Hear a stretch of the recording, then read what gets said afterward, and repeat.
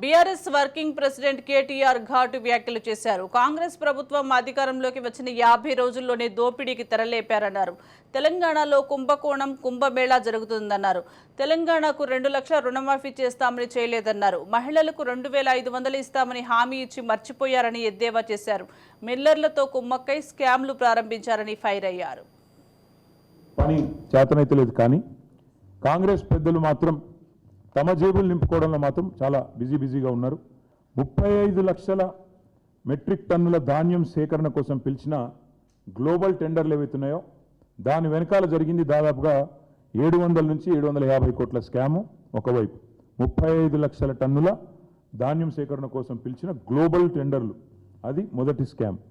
రెండవది మధ్యాహ్న భోజన పథకం కోసం, పిల్లలు తినే మధ్యాహ్న భోజనం బళ్ళల్లో, దానికోసం 2,20,000 మెట్రిక్ టన్నుల సన్నబియ్యం కొనుగోళ్ల పేరిట జరిగింది రెండో స్కామ్. దాని విలువ ఒక 300 కోట్లు. రెండు కలిపితే 1011 కోట్ల కుంభకోణం, 1100 కోట్ల కుంభకోణానికి తెరలేపింది కాంగ్రెస్ సర్కార్. ఒక మాట మొదటి స్కామ్ గురించి, 700 కోట్ల కుంభకోణం గురించి మీకు వివరంగా చెప్పే ప్రయత్నం చేస్తాను.